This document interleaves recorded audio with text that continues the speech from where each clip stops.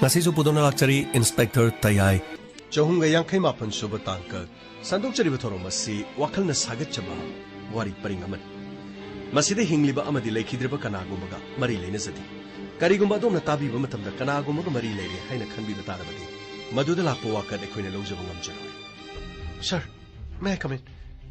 tamba chongo changalo ICC minister dagi su pressure yam lai aduga miyam ki su pressure siam kan chale maroina boisa gi matangsi boisa di yamna ingna signa laiba mi mane hari aduga Kennedy hariba mi sisu lekai da boisa ga da leuna tinaba makoi ni satlina ba mi mane hadu sidi tonga ba koi gi information na sari nang report da nan lang khapadu gi makhad kari lei sir aina pija ki report adu chamana na Kennedy amadi boisa yamna luna tinaba mamana aduga sir hariba case asida boisa ni yawgi maram amata leitre sir aduga boisa ga nak natinaba mahaka loinaba Kennedy ga nak natinaba amadi mahaka loinaba honoma si loina investigation loijare aduga sir postmortem report ta boisa gi misi asi makok ta arumba pot amana kanbadagi sibani haiba wafamsi aduraga di thauri yalaba mi amana makok ta masa matanda saina kanjaraga siba haibadi oibe yarar aduga sai adu da fangliba madugi forensic report ta su sir madugi sida leijare sai asida fangliba madugi blood sample aduga boisa gi blood sample ga chapman what adudi RK Theko amadi mahaki loinaba misi mani sir masigi manungda ekoina fajenuna thamliba sing ase maraleba mi soidani yaurani sir taba che sigi cs sing si all details recorded masigi report nangna thakibadu nang lakringe da mafam asida yore aduna hari mana number sing asida haibadi Kennedy bu ahan wa matamda puna chaina kiba khana kiba madugi mafam aduda location oiba number ga aduga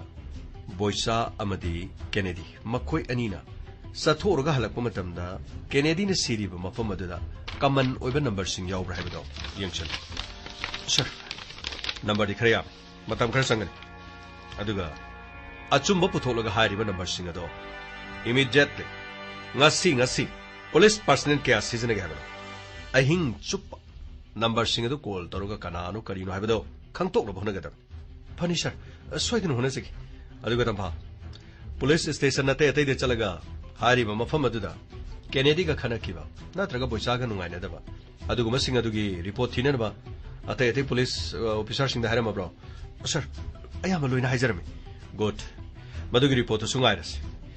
madugi report ado hena thijan nungaina na ba nangna ngasi number sing ado loina ma kaman no number sing du manungda amatang worse putong no number du khangabadi soidena mag address kangani address khangabadi karamba police station na kon mano haibadu khangtok laga madugi mathodo tawhana bonus phagni sir ai soidena hojima pare nang chapyarani phani sir thokchar ki ge sir pare na madam waham amata kaidorge to mino madam headquarter gi manung wahang pang ni sing du marakta amadi madam ga tongana wari sanaba pami hari what aigidi gari madam khangdi kaidobuno atai di moina mo mihata sida madam yawe hajal ka dori sala natraga kari tawi har ka dino di khangre madam go una ning ba pami har sinadi kari hino haju di khangre makoina una ba pami gi maram ai khang aso maseng makhari ngange hani khamora mani pare kanaro kari no habdangsi do sangno badokso phani madam adu madam moji oren singba mogi masagi maradu ya taragadi kari hatare masi tumina aduga custody degi khulai laga chen grena harga kaino badram khabi charo numin ka pa har jaro do kaino ne to mino ngangi do ba migi mapon si mai to solution ya bana tini police wari haduna ekoni mi pangata hat pe ya bagi kari gumba mata maduga ya bale banati kari gumba lana halu ko kholu bataraga sune awa phang ta ga dori ban adugane saina sidine khong ka na khangmani ko saina phaudo ba mina ne karing to usilo adubu saina khangla ko matam adu di kana de lose mako emtene athu matam do unar silo phani meda 푸세 bidi yaro de jala hey yaro ko सेम सामने करी ले रजान hello hello sir DGP case तो नो कोई करीम तो लोई त्रिबने सर याम कन लोइसन होनरी सर अदु ओरगना केस तो लोइबा ngamdraga करीनो pending the लैबा हाइबसु Masu सिनबा यानाबदु तौरगा R K टेको दु थादोंनबो तौरने मा थादोक्त्रदि सोमदा बेरायमना लाकदोरि करीनो गनो खर सिनबा तौने अच्छा मतो करना आरके टेको दि सिदेदसु हेडक्वार्टर द वहां पांगबगी यारेने हेडक्वार्टर द लैरिबा पुलिस मणिपुर गे लैरिसे ख्वाइदगी सावनो ओंदा फमसिनरिसिबु खोइगी बोगाना ददेगा दौरने आई वाइगे सिदेद वायाम नगुमसे अदुगने नोइ ngамमेना पंगतौ तौनोय ngамमेना पंगतौ तौगनोबा सर वाफमसिबु डीसीपी आई वा हाइगिन नखोइना सावबा अदुगा नखोइना सावबा मतंग सलागन आई कनानो आई से कनानो मरा लेबा पुनमा आई लेमना मत थारो अदुबु केस अदुदा आरके थेकोना लोइन थोनबदि नतेदना आरके थेकोगिदु बाय चांस महाक सोइबदगी तौबरमे खरा कंखनद्रदि कैनो पुलिसना कस्टडी द मी फुबद मी सिग्रगा नति मथंत मागी मरनाय ताबदुदि ए मदुदि फरोइन हे आई वाइगे मदो यावना फरोय करिनो मखोय मया मरगद दते यावबसिंग अदु खरा पुथोगा खरा थेदोक दजिन तौनबो तौसि अदुगा आरके थेकोगिदिने केस अदो सोइबदगिनी हाइबो वाफम अदुना अयाम्बा मयामदा खंगनबो होनसि अदुगा वाफम असिदा महान ऑर्डर तौबनी महाकी मखुद मंगना तौबना ते हाइबदु खंगागा मयाम मरग अदुदा यावरिबा फुबु सैबु यावखिबा मिसिंग अदो मदा खरा थैदोक दजिन तौर लोरे थानी हुं खकी वानिदा अदगे थबक तु को कनखना लोरे खरा लेरगा हेड कांस्टेबल पीगेना को हायरा लोरेदना सर वाफम से मीडिया न सयाम कोर्ट तौदुनु लेरबनिना वाफम असिदा कुदि खोंग थांबा याद्रबनि sir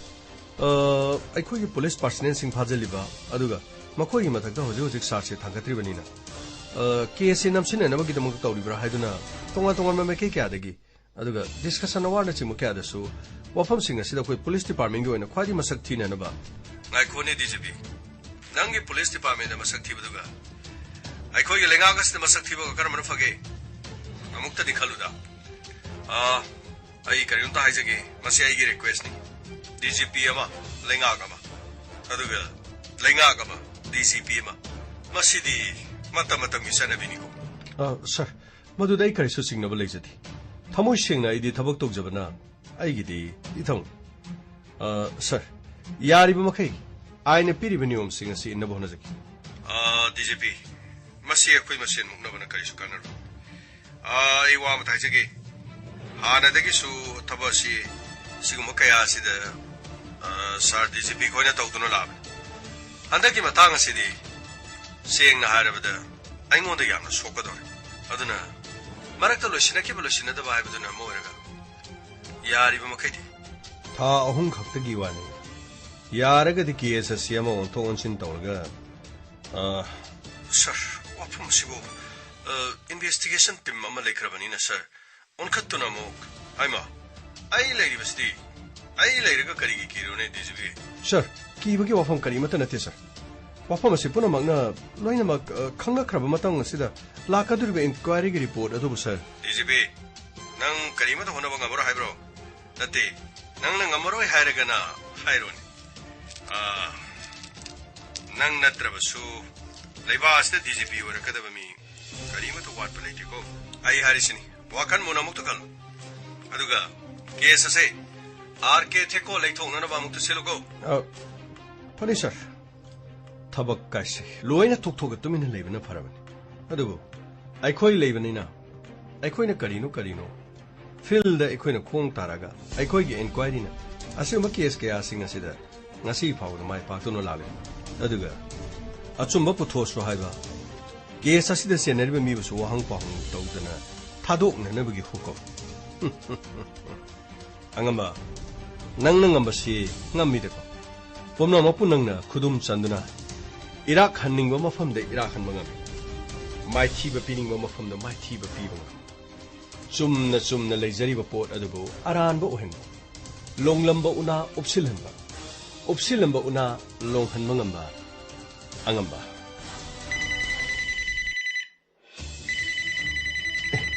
kaino sir phone torina hello sir kari lebiro ki sir tapha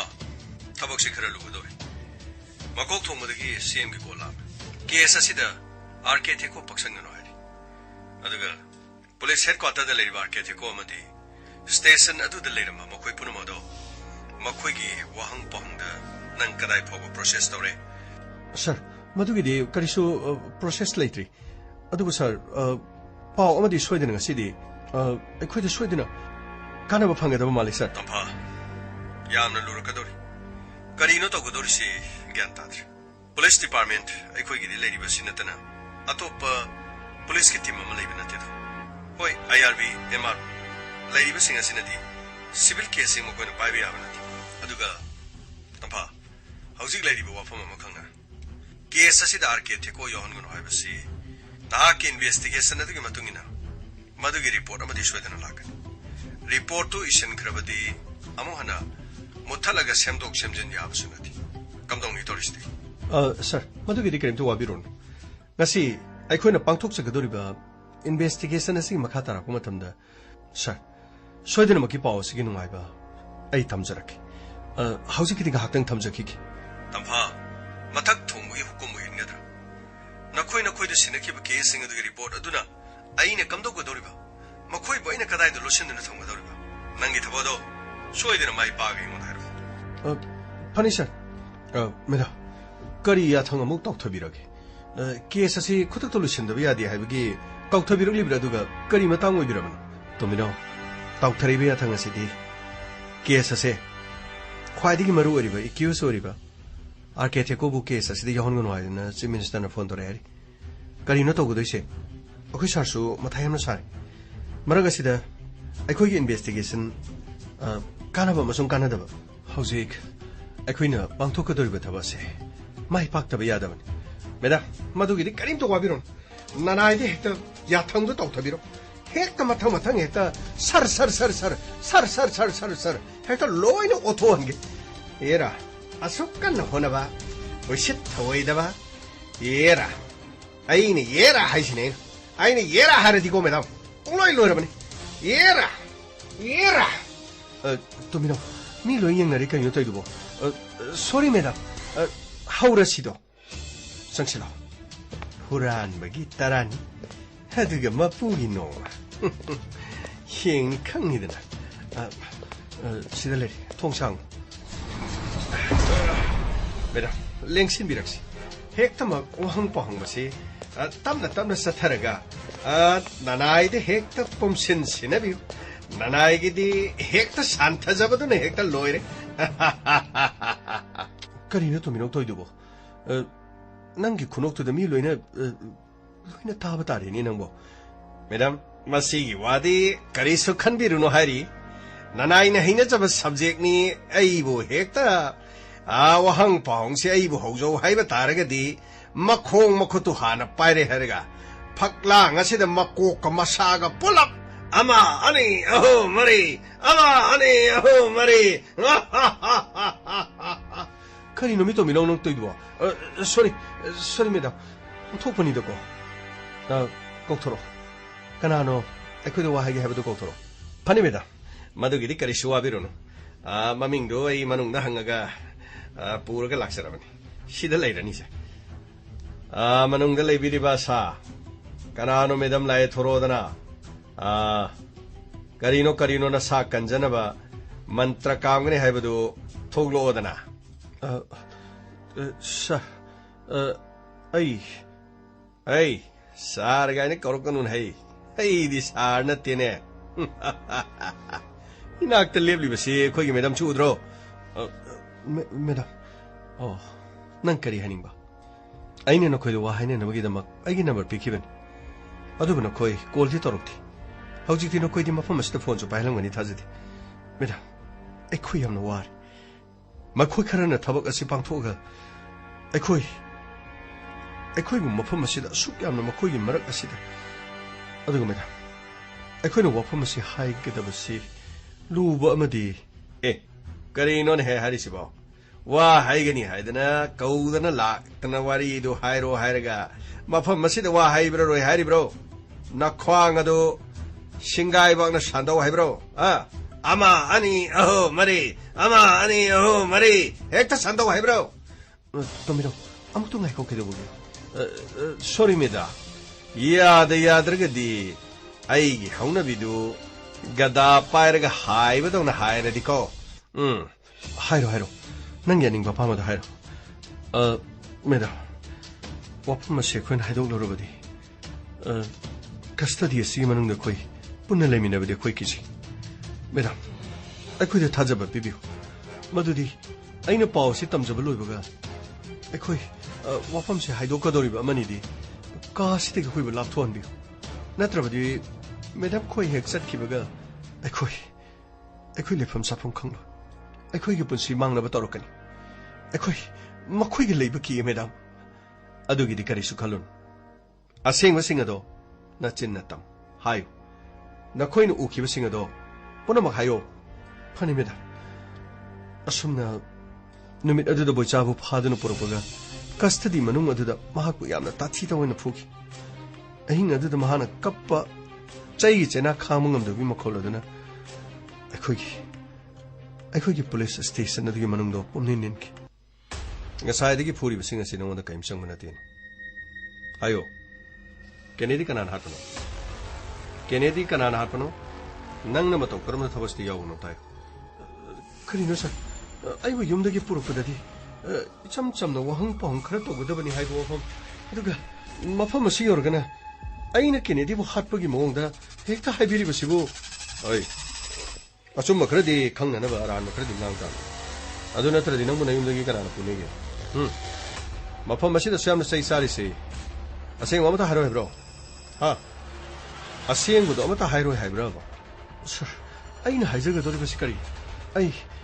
kennedy go walking sir adugo ai yum da sang masu mai yum da sakki masini gi hen ba to po phum kari ta leite sir ai masigi powder se aroi boina muktanga singkat ki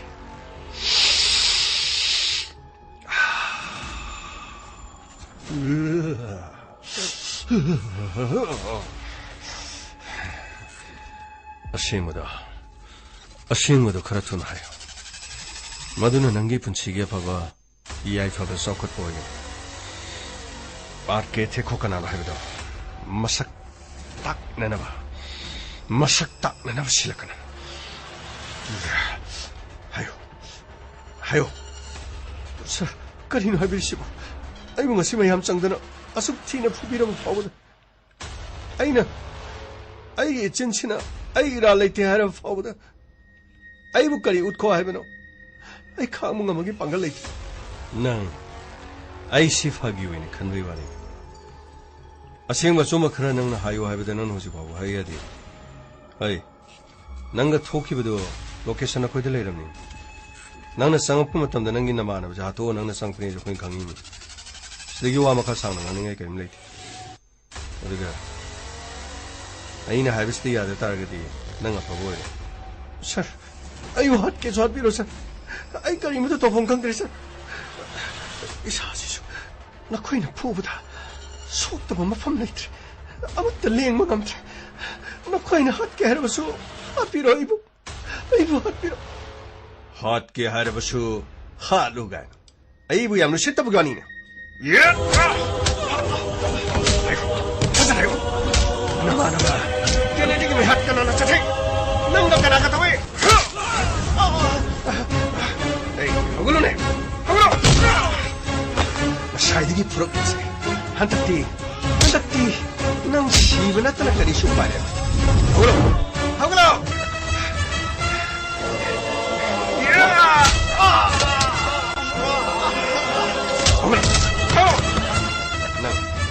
namana ba hat nama ada punya cina mana mana betul hat agak nang dah kanjeng dah kena lihat apa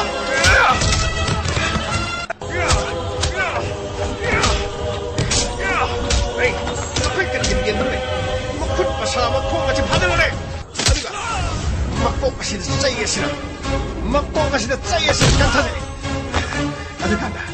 aduga काना खंगदब कलाई चैदु पिरो ए मकुट मसाजे थांगदबने मक्नो मसिदे हेक्ता कंथागिसे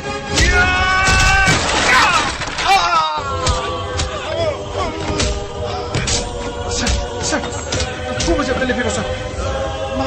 सोर किधरे sir सोर किधरे phone 다스러 시기는 빼 시공만 시들에 시기면 빼야 하지니 sir 아시무리 sir 소론 किधरे sir 아이와이 시제 돌리부터 도시 아따이 파시는 심상들어 아코시데 야우리바 그래세 마시디 아마타 첸메 어이 가리고 마시디기 와셀리 오르고 따라봐 아이부 파티 해봐야겠 시데 야우리바 코디마 미 푸베 야우르바수 푸베 야우드라바수 짭 만나네 그 스탠드 랩거든 아두가 땡나라바서 그분은 땡나미네거든 아따다이 흔베르고 sir 시디 마시 수어 크라크라 홀리버디 말이 sir hospital 데 पुबिरगदि sir हिंगदबदि माले अय करीमद कानारो अदुगी मतम नत्रे हॉस्पिटल 데 पुरुनी पुलिसना पुबदबो सम थिन पुबराइना डॉक्टर नाम हाइरोइद्रो पुलिस एकोने पुबदो डॉक्टर सु उरनी अदुदगी सोशल मीडिया गी मतम पुनमो उरगदि करिवनी मफम असदि लेरिबि इसे सेंगना तैथो नखोय मनी तारबराइना हाइसिबो सर ताजरे सर अदुगा नखोय खरामा सोमदलो माकी मखोंग तोंगलिबा खुंगुकी मरी असिलथो अदुगा सांगना किसल खुंगुक मरी अनि अदुना सांगना किसल अदुगा मंगक्सम मपासिदा कन्ना लाक्सनसी सर अदुदी सिरोइद्रे सर गधा अदुदी सिरोइद्रे मंगक्सम द थौरीना लाक्सलगबो कैदबो सिरोइदेनो कन्ना लाक्सनगदोरिसि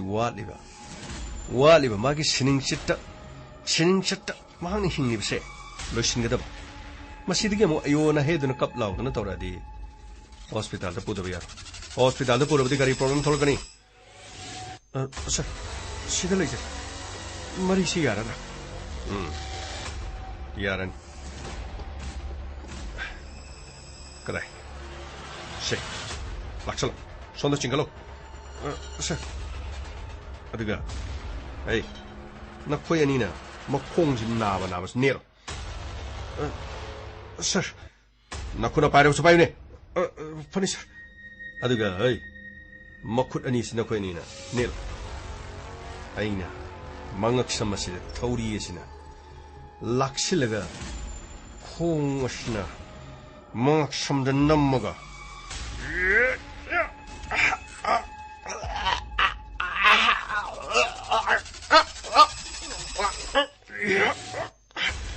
याद मठों ना ले याद मठों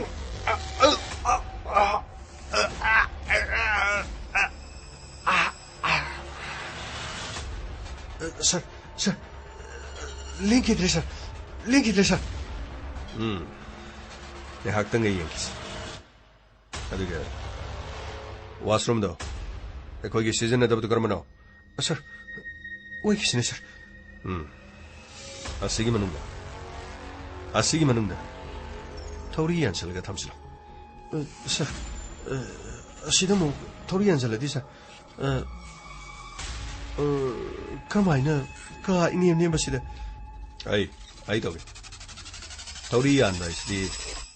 वांगना मथक्ति यालेक्ता सोंदगदम यम लेके वाशरूम द संखिबदगी थोलो याददना कोई न महाके थोंगसे कोई थिल्लगा महाकु कौकी अदुबु थोंग हांगमंदबदगी थोंग असि फकायरगा कोइना महाकु येंगुबु मतमदा मफम असिदा थौरी यानना सिरमने हायदना हायगदम यंदारेको आई पायो मखोंजि थांगने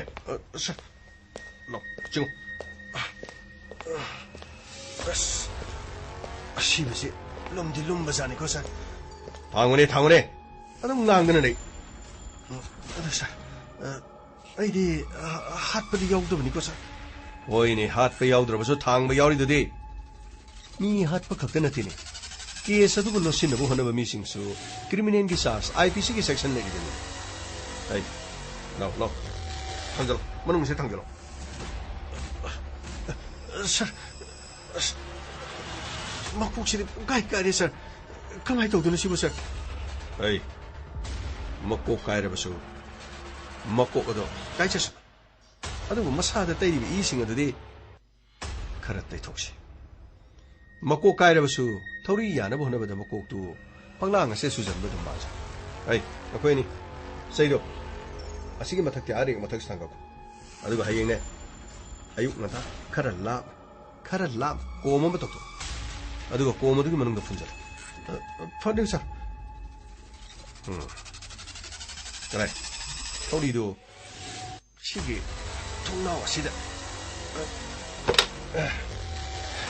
यूंखलुने मसादु यूंखलुने गधासिंगसिदि सर यारबा सर खरागा थांखलुने यादरि लाम फंद्रेने सर सिरि लुम्मे सर लुम्मे ओइ बाय गाक्ता बाय फनी सर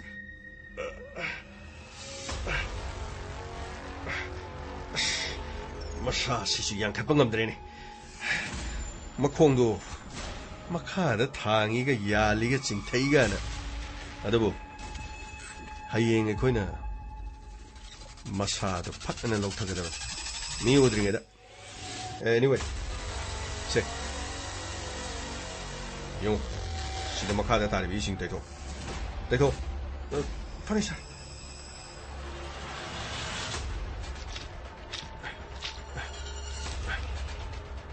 यारे अदुगा कस्टडी मनुंगदा तारिबि इसिंग अदुसु तैथोगदब असुमना मैडम कादुदा इसिंग अदु तैथोखि अदुबु अखोइना कादुदा लाकु मतमदा इ खरसु तारमबगी हाइबदी तैथोखिबा कुइद्रिबा इ अकंगबा अदुगा अखोइना सै अनि अमसु थिंगनखिबा सै अनिदु माने मैडम रेक्ता थांगतबा सै अनिदु मधुगी सै दुमंगनि ओ अदुगा नंगना मी ममिंग माथासिंगदो से सिगी सियसिदा हाइबदी फुबा यावखिदबा अदुगा कादुदा थांजनबा यावखिबा थौरी यानबदा यावखिबा कना हाइबदो से सिदैयु मैडम अखोइ अनिदि खन्ना यावजथ्रि अतैदि हारिबा थौदोक्सिदा फाबदगिना मसा थौरी यानबा फावबदा लोइना यावबा ngaktan अखोइ अनिमदि हारिबा थबकसिंग असि अमथि यावजबा नथि फरे अदु नखोइना खरंगना वाफम असि आइना पीबा नंबर दुदा हाइदोकलमनबदि मैडम अखोइसु प्रेशर यामना लैबा अदुगा वाफम असि अखोइबो तोंगाना मखोइगा मुक थम्बिद्रबदि ngasi ahingdi अखोइ सोइदना सिखिगनि मैडम यारगदि अखोइगे लेफम तोंगानन बियो मैडम आइना हाइजरिबसे मैडम मसी मतंगदि करिम तोवारो नखोइगिदमक्ता तोंगानबा कस्टडी अमदा अखोइना थंगन तोमिनो मैडम मखोइ अनि से पोख्रो अदुगा थंगनबा तोपा कासदा मखोइ थमना होनसि अदुगा अतै लेरिबसिंगसु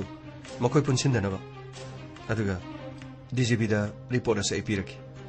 करी तौरकदगे हैबदो मखादु यमिनरसि लो ससिलो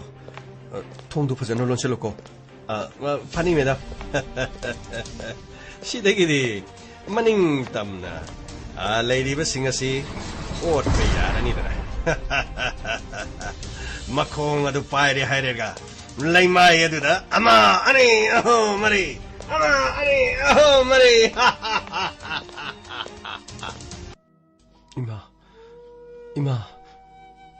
इमा तारिब्रा इमा कनानो इमा आइने नमो नुपिने इमा करी तौरे नंदी करी तौरबगे इमा आई हम लानख्रे इमा आई बमुक्ता ngakpiyu kaidobage इमा ai na chanu pa na phu ba yum da leifam khangdre aduga ima ai ngarang su yena khada hingle ima pigli ba nganga ni siga igasu unandre ima na chanu pa na tawri base khara thembiyo ima hai na khoi yana ba nungsina na leibe yadra ne aina kari tawbo ngamni haibage mahabu kadai da chatkrabage ne ai mala dingange ko sangu imung da sanga gane nungai na layo imana hugot pangamdana ne adu ada haidana aina phu saidana warak pa yaba matam adu sunate do karino ne heno khoi bo mi gi mamang dei kai jai ne mana kari hairuni ai wabu mana kari tagani haibage ima aina lan khiba punamak to imana amuk tadi ngak piyo ima aini ima bo aigi hek apok pi imana tabanina aina achan mirai khara nai kramal ima namo bo amuk tadi ngak piyo kai do bage ai matungda ima bo amohana mirai ra roi aduga aigi nungsirabi noongmatasu aina harauna nungsina kaubi khidrabi sunita aina maram oidana mamittagi mapi thanduna ta laikhraba sunita ina mana lan ki bangak tani ne nang ina mabunang nang api bang amoidra karino ina mana haibiri dubo aikoina kari hoidana ina mabu karigi ina ma aikoige asoibada aige aranbada ngangbada ina ma aina ngasi phawba ina mabulana khankiba leiti ina madi aigi ibungi nupini aigi ibungdi aigi ine adugo inamma haiba wahesigi mamangdasu ina hobane aikoi mari ngaktane ima ipa ichil inaw iyamba ireikai imanaba inamma itaima inembo ina hobo wahai mayam singase igi mari leinei haiduna aikoigi ahalamin singna tholamani haye inama aina lan kiba aiga imagana imunga sida lan kiba singato inama nangak piyo inama aikoi leibadagi inama khoisu tumpham chafam karigamba mata yum masida nungaina leiba ngamdre haiba khange inama adugo inama ima sisu kuigadaba mandi ima sina siba taibang thadok na satkiba namina do inama aisu yum thadok na kadai da noma aigi khong asina puba mafam amada ai adum satkini inama aigi sananupa aigi lanthum ai karisu leizati ai kanadagi sulauro inama aikoi numit kharani dangdi imagi mathau mangam pangthokpa loidriba phauda di leiba yan biyo inama sunita aibu ngakpiyo haina aina nakoida haijariba sibu aibu ngakpira roidra aina nakoibu kayada miraina thamkraba aina nakoibu kayada lana khalluraba ima amukta haibiyo ima ai lan kre haiba aibo amukta ngakpiyo kaidobage ima hai maui bema nasan nupi asinane karino हाइरोइदोबा खोलोइदोबा खना चैनबदा यावरसु नंगना ngakpiyuko मराइबक थिरबिनी मतम कुइना मागी माइथोंग असे माना नोकपा उबा फंगलुद्रबनी हंदक मतम खरदि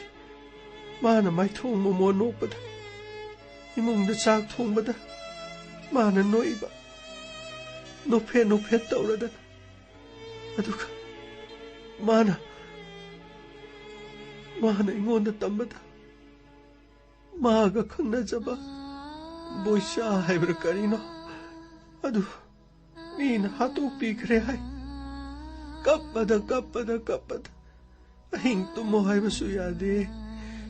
साक चाव हाइबसु यादे आइगी खुयासिदा फम्मगा माना कप्पिबा अखोइगा करी थोंगनबगिनो अखोइगा करी मरी लेनबगिनो हाइदना अइना सुंगांगिबनी अदुबु माना लमकेलम हाइदना मीगी मयुंगदा अस्ति चतना माना संदोन mob थिंदना तौरुबदो नखोइ साउगनुको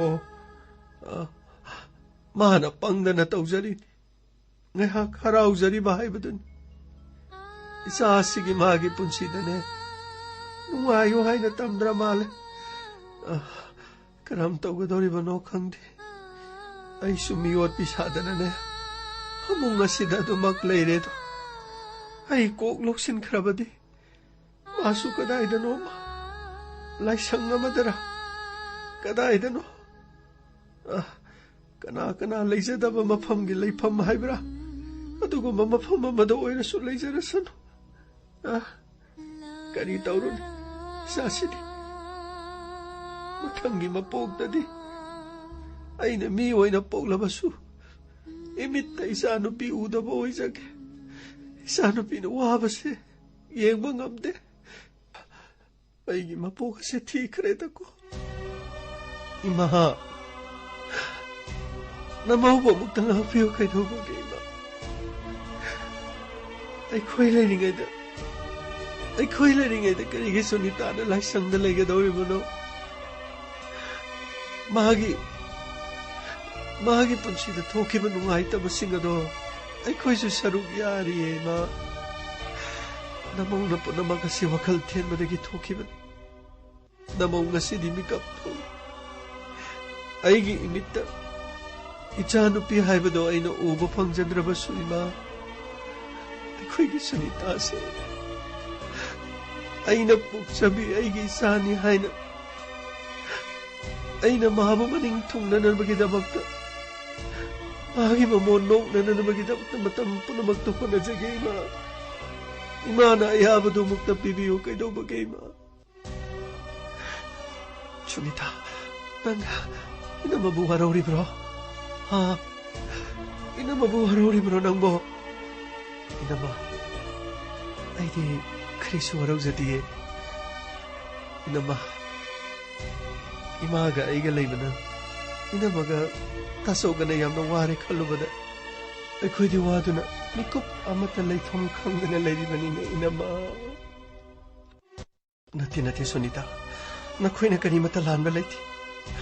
aina haizariba sidagi imaga sunita gana ngakpidrabadi ai yumase thadoga chatkhiba natana ai atopa upay mata leite ai lan khiba punamagado amuk khana semdoktuna ai niyom chumna ai imung asida ima hamadi ichannupi gi mafamda ina lan khiba singado madugi semdokna nabagidama aina lan khiba singadugi aina praichit phungjagadaba singado ai matu loina maklaujaki aduga imaga isangabu momo nondura ina thamma ngamlabadi aina madu punamaki pap ukchaba haibadu oijaki ima sunita wafamasi yabiyo ima namawna khong paidana khurumjari ima hogalo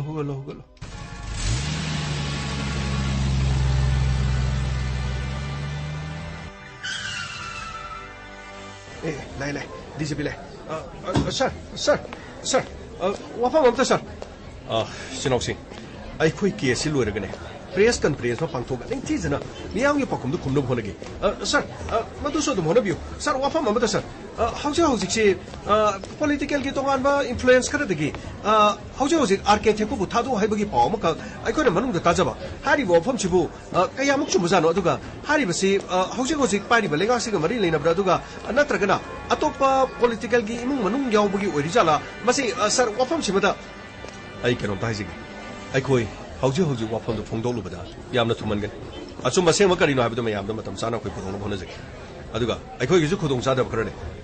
पुनमक्सी अचुमगीदमक्तने कोनि लेप्सरिब्स अदुगा असेंगबदो मतम चाना हाइजगे that's all sir sir करिगिदमक्ता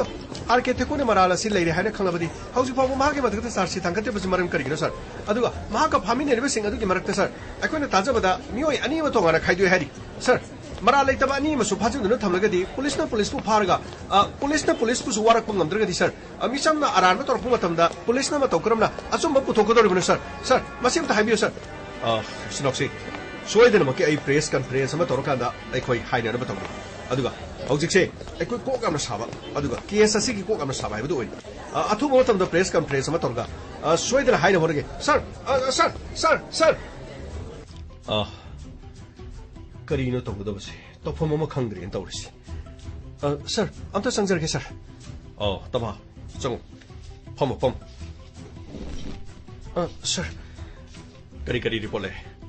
sir हौजुमकिदी वाफम से architect को पांथोकने हाबसी make सेंगने sir अदुगे sir समानबा investigation की report मनुंग अदुदा लेबा हाइबदी police station दा पुन्ना लेबा पर्सनल अनीनसु हादिबसिगी जोबान चबाना पी अखोई इन्वेस्टिगेशन अखोई चिंगनबा थौरी यानबगी मो हाटपगी मो पोस्टमार्टम की रिपोर्ट कोकता चैन कनबदगी कोक कायबा स्ट्रेंगुलेशन अदुगा खौरीदा बी शेप्ता लेतबिदा खुमुक मरीना कीरगा यानसनबगी मोंगदा नमदुना थौरी यानसिनबने हाइबा अदुगा मसागा चानादबा थोंनाउदगी मसाना थौरी यानबगी मोंग अदु चानादबगी चपचाबा प्रूफ अदो मदु फंगजे अदुगा मदुगी रिपोर्ट स्टेटमेंट दुसदा लेजर ओके अदुदी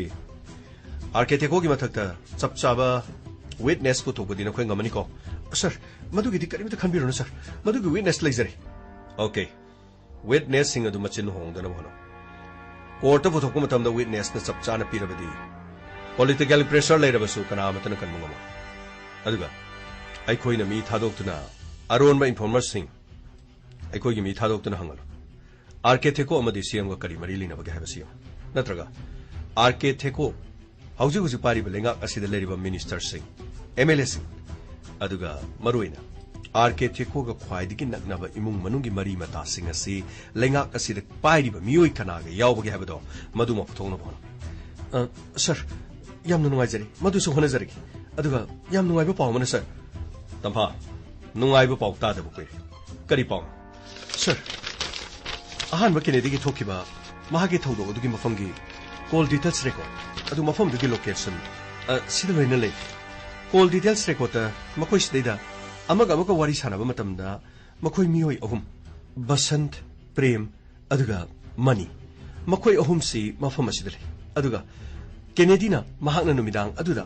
मफम अदुदा थोइ मांगबा अदुदासु बसंत अमदि प्रेम मफम असिदा दुमकी बसंत प्रेम अमदि मनी मखोइ असि यामना तोना तिनना वारी वताइ सानबा पुन्ना समिनबा टिम अमन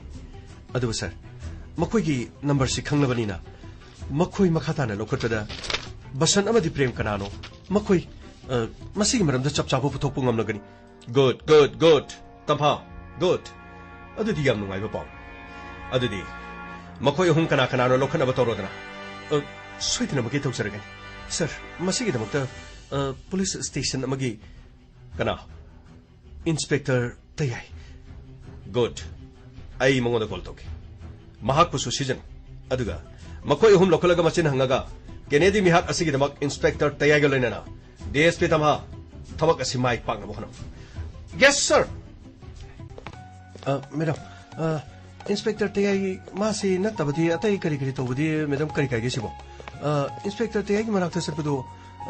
नहानगी अस लोन खोइतक खोइतक तौबदो अमुक थेंगनारदि आई अमुक मरै तौनारदि कमाय तौनी मैडम हैमा अदु कꯩꯗꯧꯔꯤ ꯍꯥꯏꯒꯦ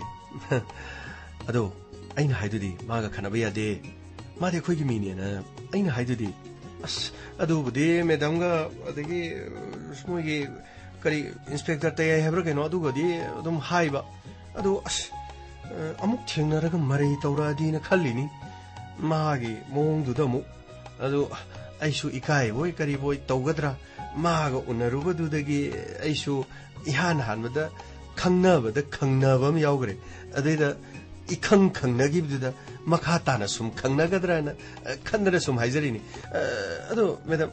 वरो बिबेदे वहांग मता कइनो कई वांगनो मैडम इंस्पेक्टर तयाइदुबु पाखंग लो मैडम ए कइनो पाखंग नि कइनो कइदोरगे नुपि थिबा मालब्रो नुपि थिबाबुदि मानदबा अदैदा अइना सुम खंजरिनी को मैडम वरो बिबदि यादेको मैडम सो लैसाबिनी इंस्पेक्टर तयाइजु पाखंगनि अनीजे कोइनरदी यमना पोस्ट तादौ मानबा हाइतार करी तोमिनो नंग हाइदुबु करिनो इंस्पेक्टर तयाइगा इगा फरेने नंगना हाइरबनिना कोइना बतारेदना ए मैडम अदुदि याम नुंगाइबो वानिने आई डाइरेक्ट हेता हाइजरगे सारदने आई डाइरेक्ट हेता माइ मनाक्ता चतबा मतमदुदा अखोइ मैडम को कोइना रोना आई डाइरेक्ट हेता हाइजरगे हा लाकले लाकले इंस्पेक्टर तयाय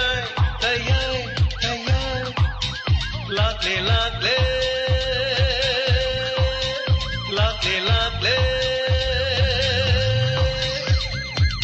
इंस्पेक्टर तयार उठनबा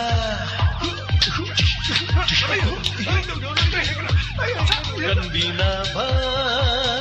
थैंक यू सर वेलकम उठनबा कन्बीनाबा इंस्पेक्टर थाचरी संतोक्चरीब इंस्पेक्टर तयाई सहूंगा यांखै मापन सुबा तांकक ताबिरिबा मयावना पिबिरपा फीडबैक अमदि कमेंट खरा पाथोक्सगे ममा इबेम हल थागचरी रंजिता कैसाम निंगथौजम दामेन थागचरी कोंगबम पूर्णिमा थागचरी ममा इबेम हल थागचरी संगीता सपम सरवलन वरी यावना फजै न ताकपिरकपा थागचरी पूर्णिमा सिओय नाम इंस्पेक्टर तयाईगी वारी से ताबदा यावना फजै सर गिवारी ताबदा यामना नुंगाय न ताकपिरे अंगौ नावरेम थागचरी ओइनाम बेमबेम सर्जेंस पु थागचरी वारी लोइरे न ताकपिरे थागचरी याम सांगना मयाना पिबिरपा फीडबैक अमरि कमेंट यामना सांगना पाजररोइगे इसै अमा खुदोल तमजगे इंस्पेक्टर तयाईगी मनुंगदा मयामना ख्वाइदगी हेना पामना तानानिबा येनिंग हुलगले सैत निंगोमगी मेक्ता विनोद कुमार शर्मा ना म्यूजिक डायरेक्शन पीरिबा अमदि जेम्स हाइकुरजमना सकलिबे इसै तामिनसी खुदोल तमजरी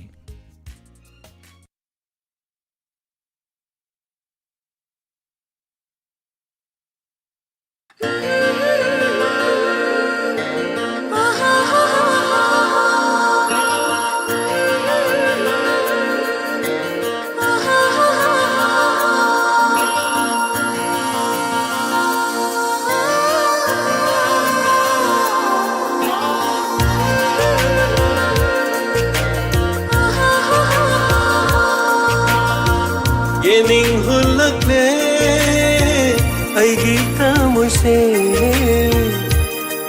nangi nungsi satam urubada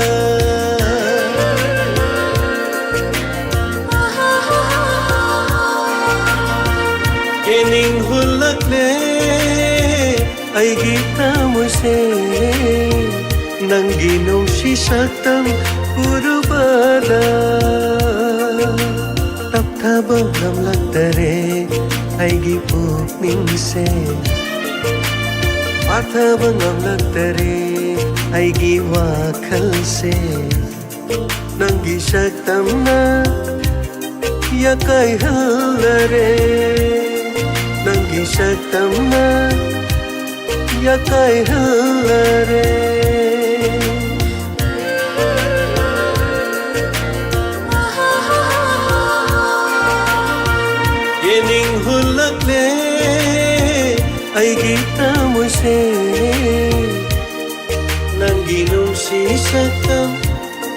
urubada nangi nungsi saktam urubada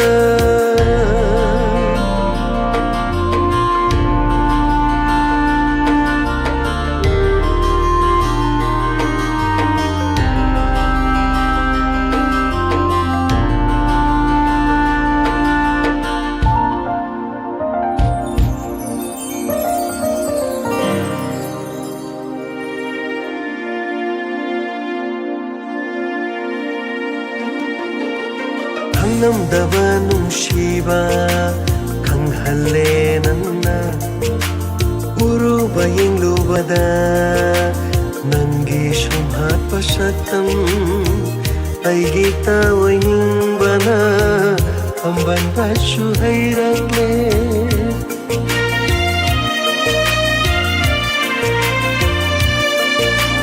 khanglamdaba nungsiba khanghalle nanna uruba yenglubada nangi shumhat pasatam aigi tawaingbana amban basu hairagle mikup amatashu kauba namdare mikup amatashu kauba namdare nangu nangu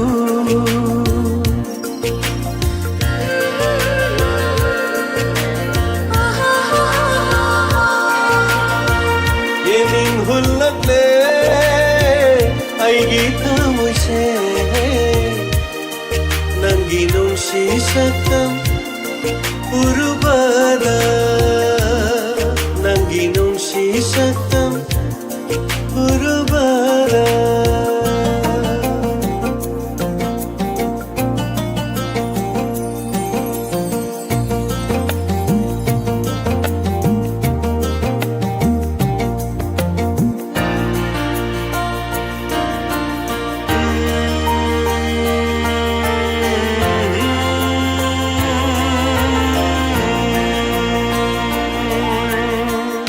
Babalang syahuna umlakpada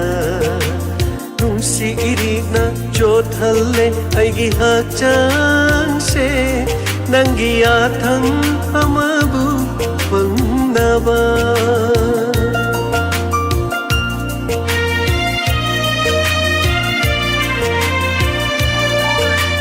ingla babalang syahuna umlakpada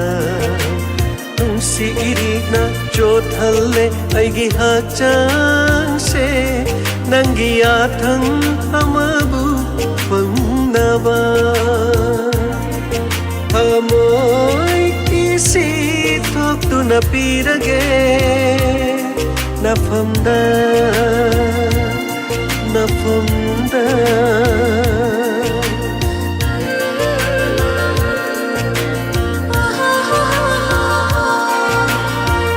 yening hulakle aigi tamuse nangi nungsi saktam urubada tapthaba ngamlaktare aigi pukningse pathaba ngamlaktare aigi wakhalse nangi saktamna yakai hallare nangi saktamna yakai hallare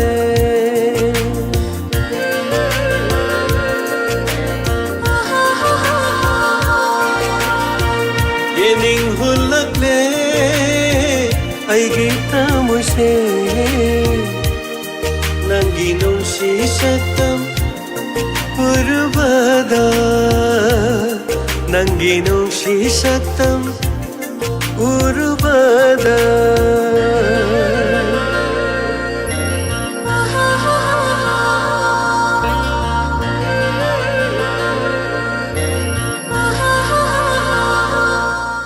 Thachri Taurem Promo, thank you Ranjita Kaisam,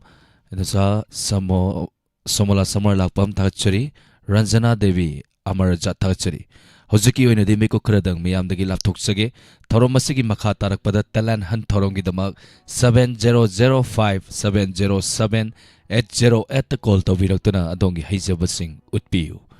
ꯄꯨꯝꯅꯃꯛꯄꯨ ꯑꯂꯦꯟ ꯁꯥꯄꯝꯅ ꯈꯨꯔꯨꯝꯖꯔꯤ